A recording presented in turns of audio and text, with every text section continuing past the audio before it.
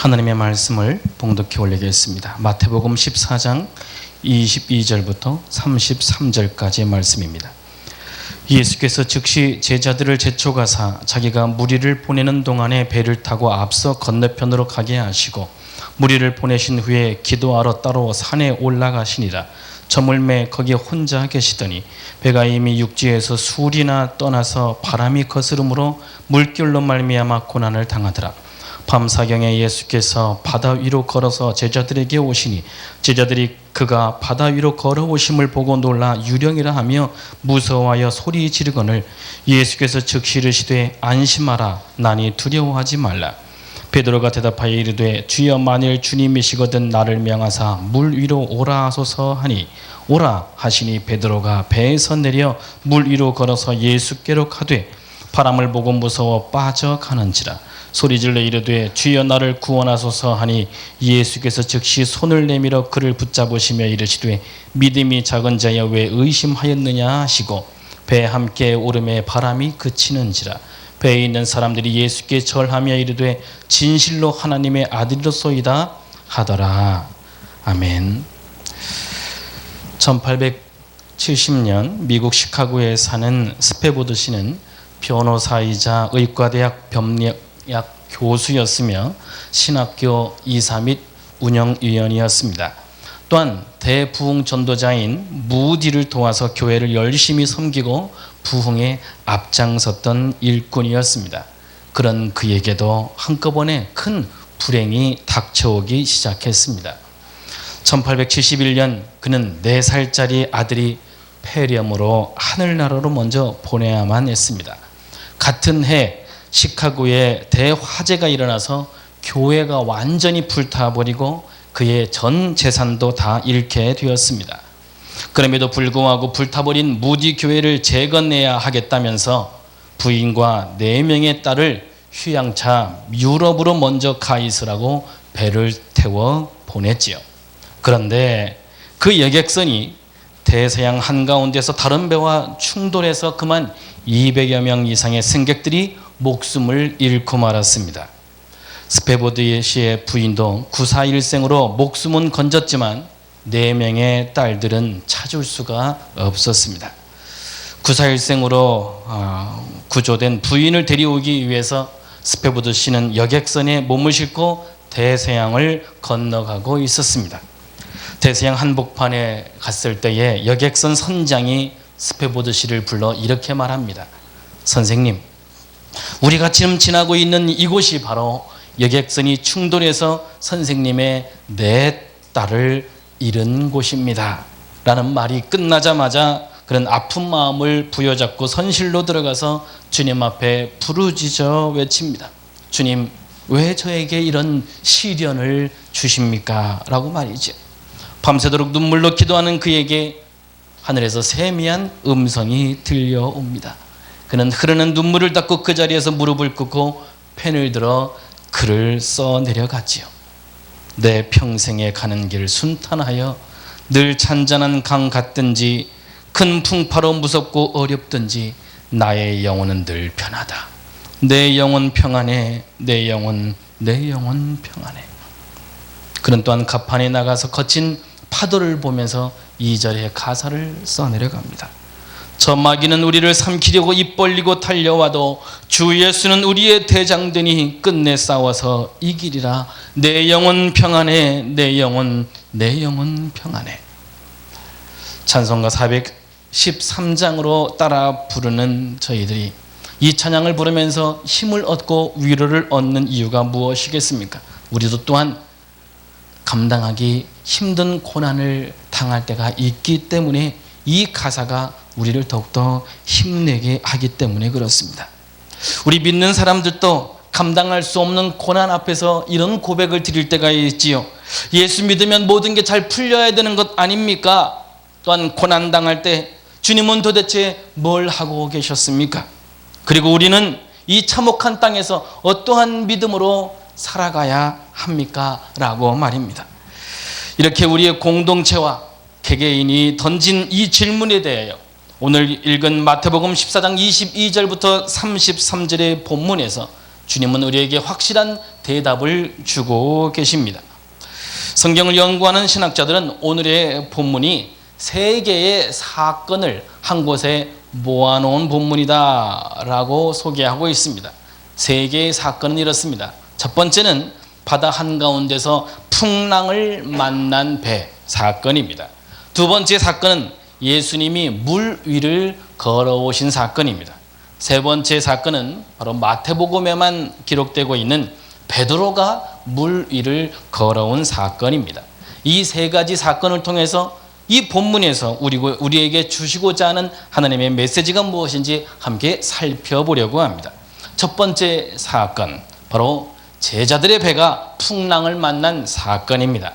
마태복음 14장 22절 24절은 이렇게 증거합니다. 예수께서 즉시 제자들을 재촉하사 자기가 무리를 보내는 동안에 배를 타고 앞서 건너편으로 가게 하시고 무리를 보내신 후에 기도하러 따로 산에 올라가시니라. 저물매 거기 혼자 계시더니 배가 이미 육지에서 술이나 떠나서 바람이 거스름으로 물결로 말미암아 고난을 당하더라 라는 본문의 내용입니다. 풍랑을 만난 사건은 마태, 마가, 누가, 요한복음, 사복음서에서 동시에 소개하고 있습니다. 이는 이들이 속한 초대교회의 상황이 어떠한가를 보여주는 단면이기도 합니다. 초대교회에서 얼마나 큰 고난을 당하고 있는가라고 하는 그 역사적인 배경을 풍랑을 만난 바다 한가운데서 고난을 당한 제자들의 배, 그 모습으로 우리에게 소개하고 있습니다. 밖으로는 높은 풍랑처럼 불어닥친 로마의 피말리는 박해와 압제가 있었고 안으로는 율법으로 복음을 정죄하며 성도들을 혼란케 하는 유대인들의 공격으로 인해서 마태 공동체가 또한 초대교회 공동체가 흔들리고 있는 상황에서 주님은 우리에게 무슨 대답을 주고 계시는가? 이 사건 속에서 우리에게 주시고자 하는 메시지가 바로 그것이라는 겁니다. 특히 제자도의 주제를 강하게 선포하고 있는 마태복음의 마태 기자는 위기를 극복하기 위해 초대교회 지도자들 그리고 예수를 따르겠다라고 온 몸을 내던진 성도들에게 주는 메시지가 강하게 내포되어 있습니다. 이것을 마태복음의 제자도라고 말하고 있습니다. 그래서 우리는 복음서에서 공통적으로 다루고 있는 풍랑을 만난 사건이 어떤 맥락에서 쓰여졌는지 정도는 파악해야 합니다. 즉 맥락 없이 딸랑 이 본문만 다룬다고 해도 은혜가 되겠지만 본문의 본래 의도를 제대로 파악하려면 앞뒤 맥락 정도는 기본적으로 파악할 줄 알아야 된다는 것입니다. 바다 한가운데서 제자들이 탄 배가 풍랑을 만난 사건은 사복음서에서 모두 다루고 있는 내용입니다. 마태복음 8장에 바로 그 사건을 이미 다루고 있습니다. 예수님께서 하신 말씀도 똑같습니다. 제자들이 주여 살려주십시오 우리가 죽겠나이다 라고 하니 예수님께서 어찌하여 무서워하느냐 믿음이 적은 자들아 라고 하시는 말씀도 똑같으시다는 것이죠. 그리고 바람과 바다를 꾸짖으시니 아주 잔잔해졌다라고 하는 것이 바로 마태복음 8장의 풍랑을 만난 제자들의 배에 행하신 예수님의 말씀입니다. 오늘의 본문에서도 주님이 물속에 빠져가는 베드로에게 단 한마디 하신 말씀이 믿음이 작은 자여 왜 의심하였느냐라고 하신 말씀과 크게 다르지 않다라고 하신 말씀입니다. 다만 차이가 있다면 8장은 예수님이 같이 타고 가시는데 주무시고 있는 상태이고 오늘 읽은 마태복음 14장의 본문의 사건은 아예 주님이 배에 타고 가지도 아니하신 상태라는 점입니다. 주님이 배에 탑승하지 않았다는 점이나 배에서 주무시고 계셨다라고 하는 점, 바로 이 점은 초대교회의 캐리그마에 해당하는 말씀입니다. 즉 복음서가 기록될 당시는 예수님이 십자가에 못 박혀 돌아가시고 부활 승천하시고도 몇십 년이 지난 후의 내용입니다. 초대교회에서는 바로 주님이 곧 재림하실 거라는 기대감이 증폭되어 가고 있는데 도대체 주님은 오시지 않고 이곳저곳에서 재림이 지연되었다, 종말이 지연되었다라고는 재림 지연설 또한 종말 지연설들이 들려오고 있을 때였습니다. 그래서 마태 공동체에 주님이 당장은 계시지 않지만 우리가 고난당할 때 곧 주님이 찾아오셔서 우리를 구원해 주실 거라고 하는 지연된 종말론의 입장에서 복음서가 기록된 것이니, 예수님이 배를 타고 계셨다거나 배에서 주무시고 계셨다고 하는 것은 그러한 시각으로 보아야 이 차이점을 이해할 수가 있습니다. 그래서 우리는 성경 본문을 볼 때에 그 본문의 앞뒤 맥락을 파악하는, 그렇게 해서 그렇게 읽는 습관을 가져야 합니다. 자, 그럼 먼저 마태복음 8장에 먼저 나온 예수님이 탄 배가 풍랑을 만난 사건의 앞뒤 맥락을 먼저 살펴보려고 합니다. 사건의 발단은 8장 19절부터 시작합니다. 풍랑을 만난 앞 구절의 문맥의 시작이 19절부터 시작된다는 겁니다. 내용은 이렇습니다. 예수님께 은혜를 많이 받은 율법 선생 서기관이 예수님께 찾아와 이렇게 여쭙습니다. 주여, 저도 당신을 따르겠습니다. 당신의 제자가 되겠습니다. 라고 말이지요. 그때 예수님께서 여우도 굴이 있고 공중의 새도 거처가 있으되 인자는 머리 둘 곳이 없도다 라고 하는 말씀을 하십니다. 도대체 이 질문과 대답에 어떤 맥락이 없는 걸로 이해되고 있지만 내용은 이렇습니다. 네가 나를 따르겠다라고 하는 거 보니 이번 수련회 때 은혜를 많이 받은 모양이구나. 그런데 나를 따르는 길은 영광의 길이 아니다. 돈을 많이 벌고 출세를 하고 떵떵거리며 살 수 있는 것이 아니다. 여우도 굴이 있고 공중의 새도 둥지가 있지만 나는 마음 편히 누울 집 한 채 없다 라고 하는 것이 주님의 말씀입니다. 자, 그 옆에서 그 이야기를 듣고 있던 눈치 없는 제자가 예수님께 이렇게 여쭙습니다. 주님, 내가 먼저 가서 내 아버지를 장사하게 허락하여 주십시오. 아버님이 돌아가신 모양입니다. 급히 가서 장례를 치르고 오겠다는 것을 허락해 달라는 것이지요. 근데 주님께서 이렇게 말씀하십니다. 죽은 자들은 그들의 죽은 자들을 장사하게 하고 너는 나를 따르라.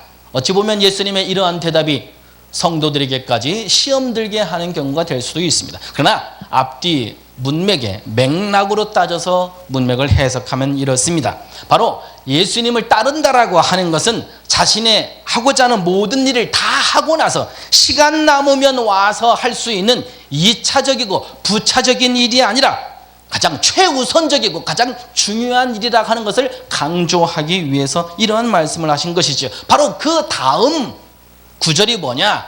바로 바다 한가운데서 풍랑을 만난 예수님과 제자들의 사건이 소개되고 있는 것입니다. 앞뒤 맥락이 어떻게 보면 이어져야 되는데 그 내용은 이렇습니다. 예수님을 따른다라고 하는 것은 바람도 없고 풍랑도 없고 잔잔한 바다를 건너가는 것과 같이 아니하다. 예수님을 따르는 길은 영광의 길이 아니다. 순탄한 길이 아니다. 고난의 길이고 풍랑을 만나고 그리고 파도를 만나고 그리고 역풍을 만나는 길이 주님을 따르는 제자의 길이다 라고 하시는 말씀이지요. 이러한 맥락으로 계속해서 전개되면서 오늘 읽은 마태복음 14장에 풍랑을 만난 제자들의 배가 여기에도 등장합니다. 근데 여기에도 같은 패턴의 사건으로 전개됩니다. 바로 이 요한복음 14장 1절부터 이런 사건이 발생합니다. 뜬금없이 세례 요한 이야기가 나옵니다. 바로 그 당시에 가장 존경받던 세례 요한, 마지막 선지자이며 예수님이 오신다라고 하는 사실을 마지막으로 증거했던 위대한 선지자, 그를 따르는 제자들도 많았고 그에게 세례받은 사람들도 너무나 많이 있습니다. 그렇게 존경받는 선지자 세례 요한도 헤롯에게 붙잡혀 목이 잘려 죽게 되는 비참한 결과를 낳게 됐다라고 하는 것을 기록합니다. 그리고 그 다음 사건은 우리가 잘 아는 오병이어의 사건입니다. 오병이어의 사건은 이거 앞뒤 맥락과 서로 맞지 않는 건 아닙니까? 하지만 예수님께서 오병이어의 기적을 베푼 곳은 엄청나게 큰 기둥이 있고 높은 지붕이 있고 엄청나게 화려하게 장식한 예루살렘 성전이 아닙니다. 바로 빈들, 기둥도 없고 지붕도 없는, 그리고 은혜 받은 수천 명의 성도들에게 밥 한 끼 대접해 줄 수 없는, 가진 것은 고작 물고기 2마리와 보리떡 5개밖에 없는 가난하고 가난한 개척교회의 현실과 같은 그곳에서 기도하지 아니하면 아니 되는, 무릎 꿇지 아니하면 아니 되는, 돈을 벌어서 채우는 것이 아니라 교회를 크게 지어서 건물로 전도하는 그런 분위기의 교회가 아니라 그저 무릎 꿇고 하나님께 기도하여 하나님이 내려주시는 양식으로 먹고 하나님이 주시는 은혜로 먹고 사는 미자립교회 또는 개척교회 현실과 크게 다르지 않은 것이 빈들에서 나타난 오직 하나님께 기도하여 하나님이 내려주신 축복으로 기적을 베푼 오병이어의 사건이 나옵니다.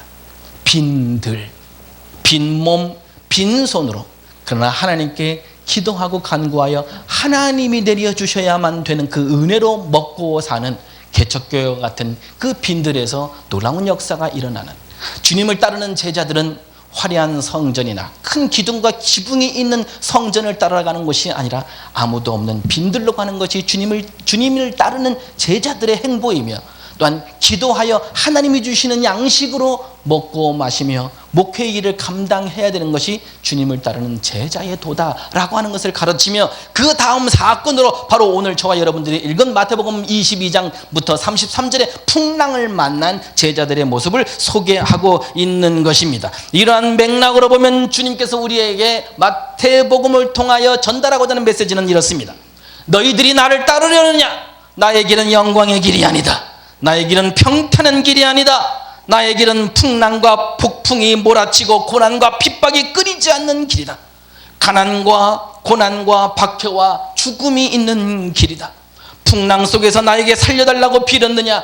이런 죽을 각오도 하지 않고 나를 따르겠다고 했느냐? 이 믿음이 적은 자들아, 왜 죽음을 두려워하느냐? 이 맥락 속에서 짚어보면 풍랑을 만난 제자들에게 주님이 또한 우리에게 또한 마태 공동체의 초대교회에 전하고자 하는 메시지라고 하는 것을 우리는 알 수가 있습니다. 이 메시지는 바로 뒤에 따르는 마태복음 16장 24절부터 25절에 주님께서 제자도의 주제로 말씀하신 설교 말씀과 크게 다르지 않습니다. 예수께서 제자들에게 이르시되 누구든지 나를 따라오려거든 자기를 부인하고 자기 십자가를 지고 나를 따를 것이니라. 누구든지 제 목숨을 구원하고자 하면 잃을 것이요 누구든지 나를 위하여 제 목숨을 잃으면 찾으리라. 주님을 따르는 성도 여러분, 주의 길은 영광의 길이 아닙니다. 십자가의 고난의 길입니다. 그래도 이렇게 묻는 사람들이 있을 것입니다. 주님을 따르는 성도들이 세상과 싸워가며 믿음으로 버티고 있을 때에 과연 주님은 어디 계셨습니까? 성도들이 고난을 당할 때에 주님은 뭘 하고 계셨단 말입니까? 그리고 제자들은 어떤 힘으로 이를 극복하며 살아가야 된단 말입니까? 라고 말이죠. 이러한 질문을 던지는 성도들에게 오늘 두 번째 사건을 통하여 주님이 우리에게 대답을 하고 계십니다. 두 번째 사건은 바로 물 위를 걸어오신 예수님의 사건입니다. 14장 25절부터 27절은 이렇게 말씀합니다. 밤사경에 예수께서 바다 위로 걸어서 제자들에게 오시니 제자들이 그가 바다 위로 걸어오심을 보고 놀라 유령이라 하며 무서워하여 소리 지르거늘 예수께서 즉시 이르시되 안심하라 나니 두려워하지 말라. 그렇습니다.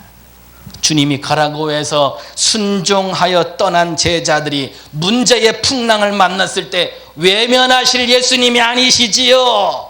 다른 복음서에서는 배 위에서 주무시는 예수님이 벌떡 일어나 바람과 바다를 명령하시면서 잔잔케 해 주신 것처럼 오늘 본문에서도 위기에 빠진 제자들을 구원해 주시려고 예수님이 처벅처벅 물 위로 걸어오고 계신 것을 볼 수가 있습니다. 근데 이게 웬일입니까? 그 모습을 본 제자들이 예수님을 향하여 소리를 지릅니다. 유령이다! 귀신이다! It's the ghost! 헬라어로 판타스마라고 말이지요. 주여 주여 예수님 고맙습니다 반갑습니다라는 환영의 인사가 아니었습니다. 예수님을 향하여 유령이다, 귀신이다, 판타스마라고 외치고 있는 것을 볼 수가 있습니다. 우리는 지금까지 들어온 이야기들로 보면 즉 유대 역사와 2000년 전의 헬라 시대, 예수님 시대, 그리고 제자들의 시대, 성경 시대의 사람들이 역사를 어떻게 보고 있고 어떤 세계관을 가지고 살았는가를 살펴보지 않은 상황에선 우리는 단순하게 예수님을 유령으로 오해했구나 라고 단순하게 치부해버리고 지나가는 경우가 많습니다. 그런데 그 당시의 사람들은 신화적 세계관으로 살았던 사람들입니다. 즉 모든 사물이나 사건을 신과 결부시켜서 생각하고 판단하는 시대의 사람들이었다는 말씀입니다. 마태복음 8장 24절 27절에도 우리에게 참 의문스러운 질문이 하나 있는데, 그것은 바로 그렇습니다. 풍랑을 만난 배에서 주무시는 예수님께서 일어나서 바람과 바다를 꾸짖으시니 잔잔해졌다. 그 상황을 보고 사람들이 놀라서 이렇게 말합니다.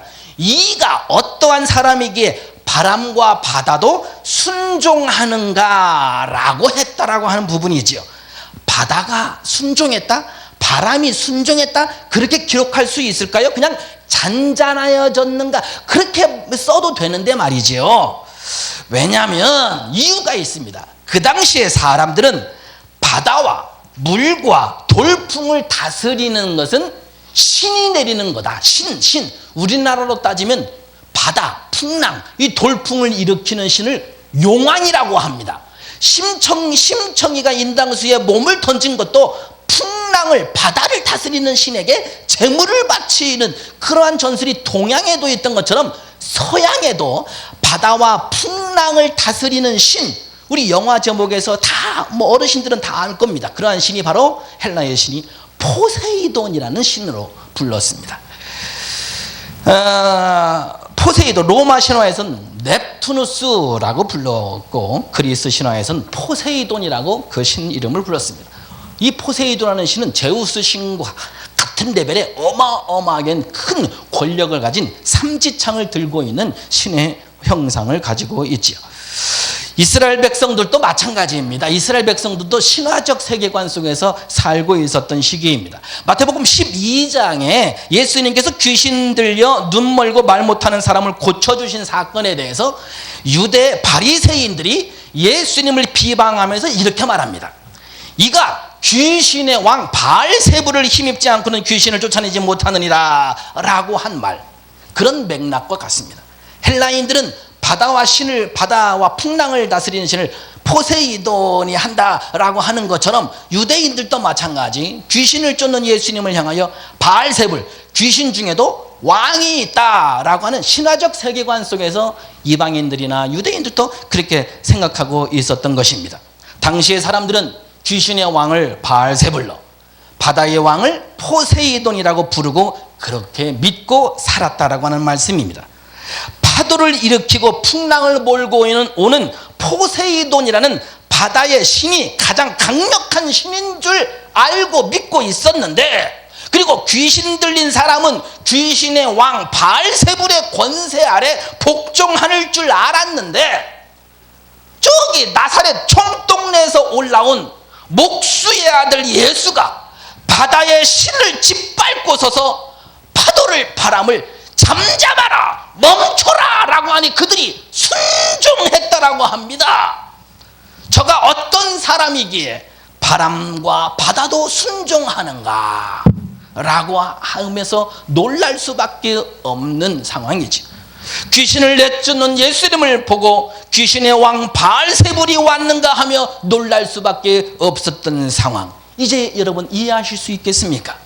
이는 예수님은 너희들이 세상에서 최고로 강력한 신이라고 부르는 바알세불보다 강하고 바다의 신이라고 부르는 포세이돈보다도 더 강력하신 분이다 라고 하는 것을 우리에게 전해주고자 하는 메시지인 것이지.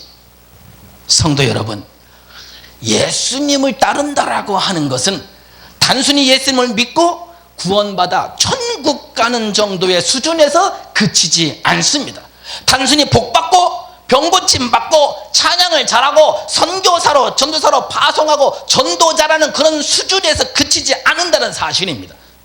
보이지 않는 영적 세계에 대하여, 어둠의 영에 사로잡혀 미쳐가는 사람에 대하여 우리는 예수 그리스도의 이름으로 당당히 무찌르고 물리치고 쫓아낼 수 있는 권세와 능력이 있다라고 하는 사실을 믿으시기를 바랍니다.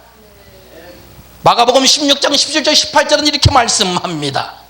믿는 자들에게는 이런 표적이 따르리니 곧 그들이 내 이름으로 귀신을 쫓아내며 새 방언을 말하며 뱀을 집어올리며 무슨 독을 마실지라도 해를 받지 아니하며 병든 사람에게 손을 얹은 즉 나으리라 하시더라. 그래서 주님을 따르는 제자들은 나는 입술을 열겠사오니 주님이 선포하시옵소서, 나는 손을 얹겠사오니 주님이 치료하여 주시옵소서, 나는 발을 내딛게 싸우니 주여 원수의 여리고성을 무너뜨려 주시옵소서. 우리는 과감하게 담대하게 외칠 수 있는 것이지. 이는 마태복음 28장에 주님이 제자들에게 말씀하신 마지막 제자도의 설교에서도 분명히 우리에게 나타내 보이고 있습니다. 하늘과 땅의 모든 권세를 내게 주셨으니 그러므로 너희는 가서 모든 민족을 제자로 삼아 아버지와 아들과 성령의 이름으로 세례를 베풀고 내가 너희에게 분부한 모든 것을 가르쳐 지키게 하라. 볼지어다 내가 세상 끝날까지 너희와 항상 함께 있으리라 하시니라. 할렐루야. 하늘과 땅의 권세를 가지신 주님께서 우리와 함께 계시다라고 하는 것, 그것이 예수님을 따르는 사람들이 담대하게 이 어두운 세상에 귀신과 악한 영이 지배하고 있는 세상에 나아갈 수 있는 자신감이 바로 여기에서 나온다라고 하는 사실입니다. 이것은 예수님을 따르는 제자들의 영적인 수준인 것입니다.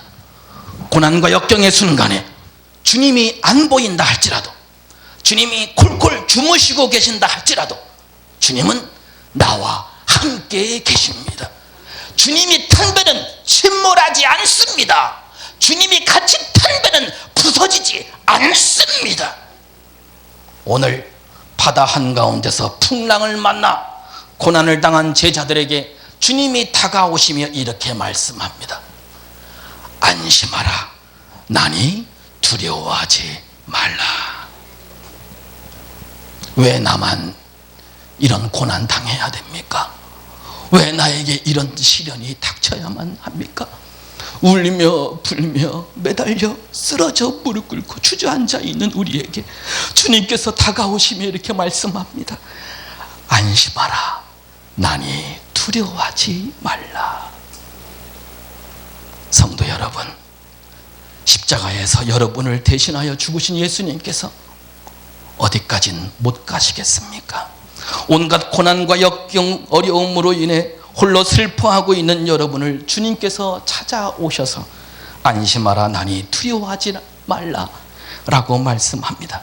이제는 주님의 권세를 가지고 주님의 이름을 가지고 여러분을 못 가게 막 가로막고 있는 역풍, 바람, 파도를 짓밟고 걸어가실 수 있는 여러분 되실 수 있기를 바랍니다. 바로 그러한 메시지가 세 번째 사건을 통하여 우리에게 강력하게 시사하고 있습니다. 바로 세 번째 사건은 베드로가 물 위를 걸어간 사건입니다. 풍랑을 만난 제자들의 배를 향하여 예수님이 물 위를 걸어서 오는 것을 보고 제자들 중 대표인 베드로가 나서서 당신이 정말 주님이 맞으시다면 나에게 명령하여 물 위를 오라 해 보십시오. 예수님께서 오라 라고 말씀하시니 베드로가 배에서 바다로 몸을 던졌습니다. 베드로도 물속에 빠지지 않습니다. 신바람이 나서 한 발자국 한 발자국 더 내딛는데 저만쯤에서 파도를 몰고 오는 바람을 보고는 무서움에 사로잡히자 순간 몸이 물속으로 빠져들어가고 맙니다. 허우적거리면서 주여 살려주십시오 라고 하니 예수님께서 손을 내밀어 그를 붙잡으시며 이렇게 말씀하십니다. 믿음이 적은 자여 왜 의심하였느냐 하시고 배에 함께 오름에 바람이 그쳤다 라고 말씀하고 있는 본문입니다. 사실 베드로가 물 위를 걸어간 사건은 이곳 마태복음에만 기록되어 있습니다. 풍랑을 만난 그리고 예수님이 물 위를 걸어간 사건은 다른 복음서에서도 다 기록하고 있지만 어디에서도 찾아볼 수 없는 장면은 바로 베드로가 물 위를 걸어온 사건입니다. 그러므로 마태복음 14장 22절부터 34절의 오늘의 이 본문은 바로 메시지의 중심이 베드로가 물 위를 걸어간 이 장면이 바로 이 사건을 통하여 가장 강력하게 주고자 하는 메시지라고 하는 것을 우리 맥락을 통해서 파악하셔야 됩니다. 자, 이것을 통해서 초대교회가 겪고 있는, 초대교회 성도들이 겪고 있는 그 고난들을 어떻게 극복해 나가는가라는 해답을 주고 있는 메시지이기 때문에 그렇습니다. 천국 열쇠를 예수님께 받은 베드로입니다. 시몬이라는 이름 대신에 교회의 반석이라는 뜻의 베드로라는 이름을 부여받은 베드로입니다. 흔들리는 초대교회를 견고히 한 사람입니다. 복음을 전하다가 순교를 당한 사람입니다. 그가 물 위를 걸어오다가 바람을 보고 무서워하다가 물속에 빠졌습니다. 무기력한 믿음의 행동을 보여준 베드로를 향해서 손가락질 할 사람이 아무도 없다라고 하는 사실입니다. 왜냐? 이는 다 우리 연약한 초대교회의 모습이었고 고난 앞에서 무기력해진 초대교회 성도들의 믿음의 모습과 너무나 닮았기 때문입니다. 그래서 마태복음의 주제가 제자도라는 사실입니다. 성도가 새신자의 순수했던 믿음을 끝까지 유지할 수는 없습니다. 극히 드문 일이지요. 제자 훈련과 예배 훈련, 봉사 훈련, 교회 훈련 통해서 우리의 믿음이 견고해지고 성숙해져 가다가도 어떤 시험이 닥치거나 고난이 닥쳐오면 언제 그랬냐는 듯이 믿음이 고꾸라질 때가 있다라고 하는 사실입니다. 이건 너나 할 것 없이 성도들도, 이것은 교회의 직분을 떠나서 장로나 목사나 권사나 모든 이들도 함께 겪을 수 있는 사실입니다. 이것을 증명하는 사건이 있습니다. 지난 8월 7일 저희 교단 소속해 있는 교단의 예장 통합 측의 교세 통계 현황으로 1년 전, 1년 만에 1년 동안의 통합 측 교세 통계 현황을 살펴보니 교인 수가 7만 명이나 감소했다라고 하는 발표를 해서 충격을 안겨주었습니다. 쉽게 말씀드리면 1년 동안 300명이 출석하는 중형교회 200개가 사라져버리고 말았다라고 하는 것입니다. 참 이건 충격이 아닐 수가 없습니다. 이에 대하여 예전통합통계위원장인 이정규 서울 수덕교회 목사님이 이러한 이야기를 내놓았습니다. 이러한 현상은 교회의 세속주의가 강화되고 입시 부담으로 인한 교회학교 축소에 저출산 여파까지 겹치면서 이와 같은 감소 추세가 이어지고 있다라고 분석을 내놓았습니다. 성도 여러분, 지금 베드로만 물속에 빠져가는 게 아닙니다. 2000년 전 초대교회가 외부와 내부의 핍박과 어려움을 당하여 실족하고 있는 것만이 아닙니다. 오늘날 우리 한국 교회가 세속주의의 물속에 빠져들어가고 있다고 하는 사실입니다. 교인들은 자녀들을 인류대학 보내려고 교회에 보내지 않습니다. 교인들은 주일 예배 출석하는 것도 아슬아슬합니다. 시간이 없다고 기도하지 않습니다. 창피하다고 전도하지 않습니다. 그러다가 교회에 작은 불만이라도 생기면 바람처럼 교회를 떠나고 맙니다. 성도 여러분, 세상 물속에 빠져가는 한국 교회를 보고도, 지역불로 뛰어드는 영혼들을 보고도 구경만 하실 것입니까? 교회는 유람선이 아닙니다. 구원의 방주입니다. 주님의 제자는 주님이 가신 발자국에 한 발씩 폭에 걸어 따라가는 것입니다. 예수님은 풍랑을 잔잔케 하고 죽은 자를 살리는 권능을 가지셨지만 왕관을 쓰고 영광받는 자리로 올라가지 않았습니다. 사람들이 알아주지 않는 사람들을 만났습니다. 사람들이 만나기 싫어하는 사람들을 만났습니다. 사람들이 가지 않는 이방 땅을 거침없이 다니셨습니다. 때론 돌에 얻어맞을 위기를 당하시고 원수들에게 침뱉음과 주먹으로 맞는 일들 당하셨고 죄수들과 함께 십자가에 피 흘려 죽기까지 하셨습니다. 세상 유행의 바람이 들려주는 소리는 우리에게 유치하다고 말할지 몰라도 우리는 물에 빠져가는 한국교회와 성도들의 모습, 그리고 베드로의 이 모습이 되어서 주님 앞에 살려달라고 간절한 기도로 부르짖어야 우리는 다시 살 수가 있습니다. 물질과 권력을 불어다주는 세상을 쫓다가 넘어졌다면 이제는 주님의 못자국 난 빈손을 붙잡아야 우리가 살 수 있다라고 하는 사실입니다. 물에 빠진 베드로가 사생결단으로 주님께 살려달라고 부르짖자 주님이 손잡아 주시며 이렇게 말씀하십니다. 믿음이 작은 자여 왜 의심하느냐 하시고 배에 함께 오름에 바람이 그치는지라. 할렐루야. 이는 이렇습니다. 야 베드로야, 믿음만 가지고 사는 게 창피했냐? 화려한 세상 풍조가 더 좋아 보이더냐?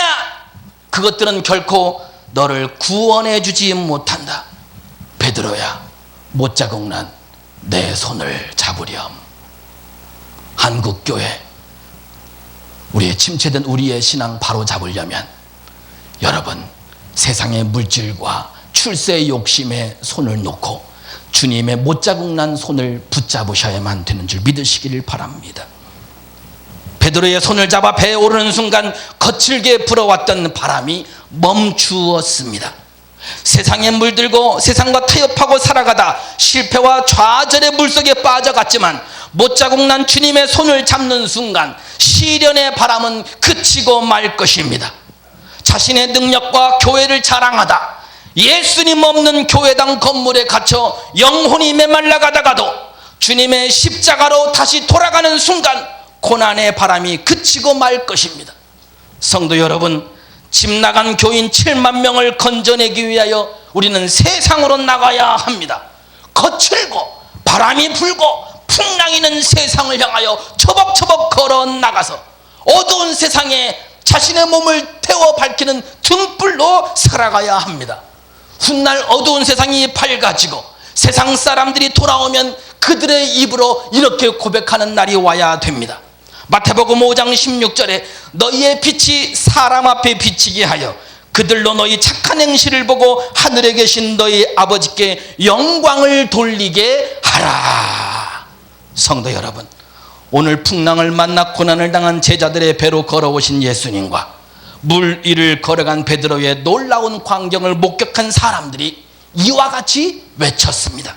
33절은 이렇게 말합니다. 배에 있는 사람들이 예수께 절하며 이르되 진실로 하나님의 아들이로소이다 하더라.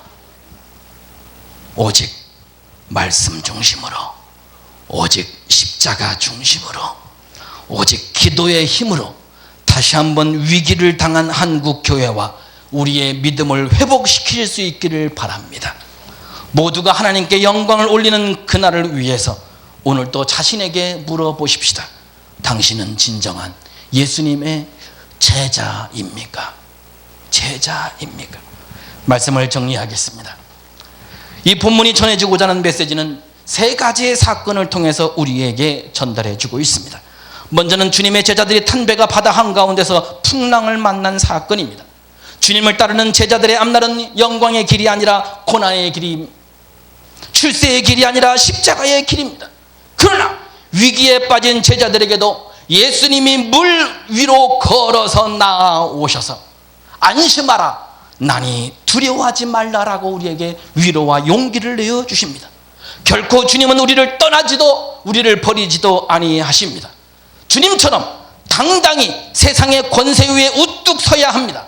그래서 세 번째 베드로가 물 위를 걸어간 사건처럼 우리도 역경을 딛고 어두운 세상을 딛고 우리에게 불어닥치는 역풍을 마주하면서 주님을 바라보며 당당히 걸어 나가야 됩니다.